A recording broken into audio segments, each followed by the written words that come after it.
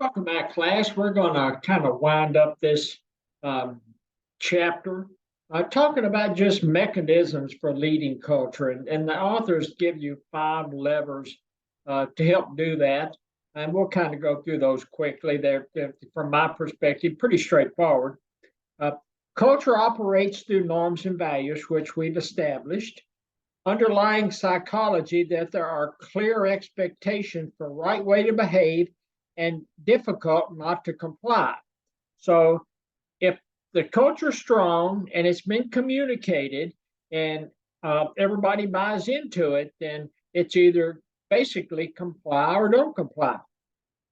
You can comply, behave as expected, and fit in, which most leaders hope happens, or you don't comply, don't behave as expected, and be excluded either psychologically or physically from the organization. And I agree with that for the most part. Most companies, I think all of the companies I've worked for in the past have been at-will employers. So, they can terminate positions, they can terminate, they can at will employers. That the thing that kind of turns the second piece for me upside down, where it talks about either psychologically or physically excluded from the organization, is if you've got a union shop. And again, had a union shop in Buffalo, and it was extremely difficult at times to manage the union shop because it was just a different process. They were protected by the union, and it was just a whole different ball game. And there were significant resources allocated by the company just to manage that union shop, just to make sure everybody was pulling in the same direction. And again, I don't know whether it's like that in other firms or industries that have union shops or not, but it was a test to the leader's patience and ability to kind of think out the box when it can't think outside the box when it came to managing that union shop. And then the first lever, it's day-to-day leader actions. Most employees boss watch. And I agree with that. Most employees are always on the lookout for the boss. What's the boss doing? Is the boss eating in the cafeteria? Is the boss roaming the floors? Is the boss stopping by to talk to people? Leading by example, leading by walking around. And I discussed that, multiple times, during our the classes or the chapters in this text. Walking around or walking the floor, it is a valuable aspect of being a leader. It gets you in communication with your teams, and it builds a certain level of respect. There were individuals in a lot of the companies I worked for that you never saw them. They never came out of their offices. They get there in the morning, they'd go in, sometimes shut the door, sometimes not. But you just didn't see them out. They were just not out walking the floor. Health Net, it was a little different, but because the individuals that were presidents and CEOs at Health Net when I was there, you saw them out a lot. They were out on the floor, especially early in the morning, late afternoon, when things, either early in the morning when things hadn't gotten cranked up, or late in the afternoon when things were kind of calming down a little. But they were visible. In Buffalo, you had a lot of those leaders, senior management that were up on the upper floor, and if you saw them walking around down on the floor, it's because something was wrong, or at least that was a perception, and of the employees, and typically that was a perception. You just didn't see them out getting to know people and walking the floor. Leaders are signal generators. Signals should be clear and consistent. That's pretty straightforward, and we've talked about that multiple times in this chapter. Leaders' communication and behavior, first and most important lever in leading culture. So communication and behavior. Again, employees are boss watchers. They are watching their boss.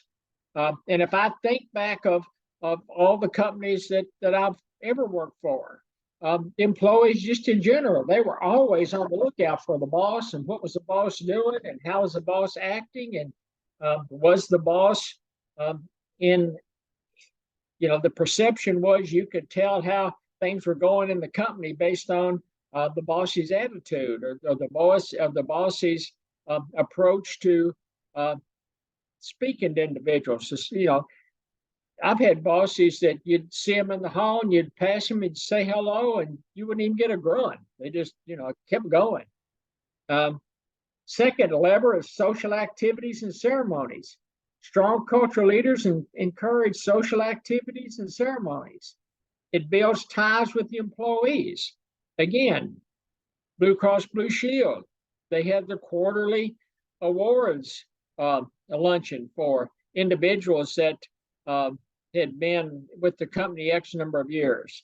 Blue Cross, Health Net, Aetna, ERS had a Christmas party. Aetna had a picnic lunch in the summer. Health Net, because the office was there, one of the offices, at least the office I worked in, was in San Diego. They took all the employees for a picnic at SeaWorld. United, not so much, simply because we were all so scattered around. But Blue Cross Blue Shield always has a summer picnic.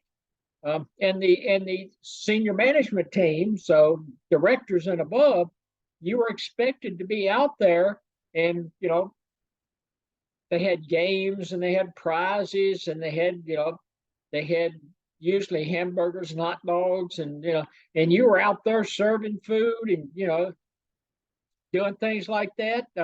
Health Net in the Sacramento office, they used to have a Halloween party or a Halloween picnic, and the president and CEO, would get dressed up in a costume and come out and serve food at the picnic. And I mean, it was just that most of the organizations that I work for go a long way with these social occasions. Also, on the social aspect, it emphasizes intrinsic and extrinsic awards, may include families. Health Net on the SeaWorld trip, they always invited the families. Aetna invited the families. Blue Cross didn't, but they geared it specifically for the employees. But Aetna and Health Net, families were always welcome at these events. Clear signals through stories, specialized language, and symbols, and that's lever number 3. Strong cultures are very clear in communicating norms and values. The organization isn't for everyone. Only special people will succeed. And they gave the example in the text about the Marines. The Marines a symbol. They have the slogan. Proud of. I can't remember what the slogan is now, but there's a slogan, and only the strong survive. Special forces in the Army. Navy SEALs in the Navy SEALs in the Navy. John Calipari, the basketball coach at University of Kentucky, he is the first person that, and you hear him mention it a lot, is Kentucky basketball is not for everybody. The expectation that the fans and the coach and the coaching staff have for the individuals that join the basketball team, it's not for everybody. And Calipari tells you up front. One thing that people, when they talk about, the clear signals, the organization in for everyone, and cultural messages spread by leaders and followers. That's where you get into the building layout. Leaders on the top floor, HR at the bottom. That has never made sense to me. Leaders should be scattered, especially if you've got teams on a given floor. Fortunately, with the exception of my Med-Econ team, all of my team was on one floor. It was easy for me to walk the floor, easy to be seen. But to have everybody, senior leaders and leadership up on the upper floors and HR at the bottom, and nobody in the middle floors, That never made sense to me. And when it comes to the clear signals, and I can't remember whether they talk about it in one of these other levers or not, but I've always pretty much, when I'm interviewing candidates, when I interview candidates for position, I let them know right up front, here are the expectations. Here's the work schedule. Here's the way you're expected to dress. Here is the expectation of productivity. And I lay it all out for them because I don't want them to waste their time coming to work and deciding it's not for them. I don't want to waste my time having them come to work and me training them, and after a month or two, them decide that they just can't handle it and they need to leave. So I believe in getting that out front. The fourth level, selection and socialization. Strong cultures use selection and socialization procedures to reimburse culture. They talk about the people make the place. Selection with culture in mind, then socialize to firm specific norms and values. And here's where they talk about candidates selected on fit as well as expertise and experience. Fit may be more of a driver in some organizations than your expertise and experience, especially at places like McKinsey. McKinsey expects a certain level of expertise and experience, but they also want somebody that's going to fit the culture of their consulting group. Team members and peers involved in the process of selection, socialization is specifically important because team members are going to drive your culture acceptance. Your employees are going to drive it. When I interview individuals for positions, I always have multiple team members, and it's not just managers and supervisors. I have some of the individual employees. Some of the individuals are going to be working side by side with these individuals, and it's on more than one occasion I've had, after an interview, some of the individual contributors say, I just don't think this person's going to work. I don't think they've got the work ethic. I don't think they're going to fit in. And I didn't hire them because I took their advice to heart when they would give me information like that. And then they also talk about, the authors, here's where they come back to the training part. Training explains culture, it ingrains culture and explains it.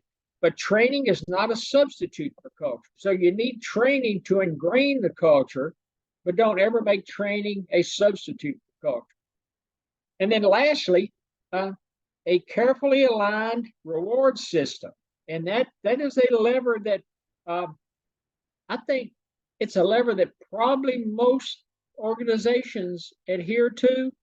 Some of the others, they might not do that good a job, but most organizations try to have a reward system that's going to entice either individuals to come into the company or retain those once you have them. Strong culture ensures that reward system is precisely aligned with the expected behavior. And that is the key on a reward system. Money is great. Unfortunately, as we talked about a few minutes ago, it's infrequent. Recognition, approval, status to signal compliance with norms. I'm an economist. I've always been a money guy. Yeah, you can pat me on the back. You can give me a certificate to hang on the wall. But I'm looking at, I want to see that salary increase. I want to see that bonus. I want to see the stock option. That's just me personally. I've had a lot of individuals that work for me aren't so, didn't put that much value in the monetary aspect. They just like to be credited with a good job in a team meeting, or they like the recognition and the awards that they can hang on a cubicle or something. So it's each to their own, and each individual has a certain level of recognition that drives their performance. And you as a leader have to figure that out. You as a leader have to figure out what's most important about each of your individual teammates. And if you can figure that out, that helps you when it comes to the recognition aspect of it. Symbolic rewards, as long as they're sincere, are powerful reinforcements for the culture. Money and promotion for the wrong reasons tend to erode strong culture, and that is a significant detriment to a strong culture. If you are rewarding individuals that aren't carrying their weight, and other individuals on the team see it, it's not going to go well. It's not going to bode well for that strong culture, and it's really not going to bode well if you promote individuals for the wrong reason. Remember in chapter, this is 12 to 11, maybe 9 or 10, where they were talking about the glass ceiling and the glass cliff, and individuals promoted for the wrong reason. That's not fair to the individual promoting, and it's not fair to the other team members. So this fifth lever, you've got to really be careful how you manage that one as a leader, because you can definitely send the wrong signals. And once you start sending the wrong signals and rewarding individuals for performance that's not in line with your norms and your values, then you're going to be in trouble as a leader. That's going to wind us up for chapter 12, and we're going to come back for chapter 13 the next time you see me. Thanks for joining.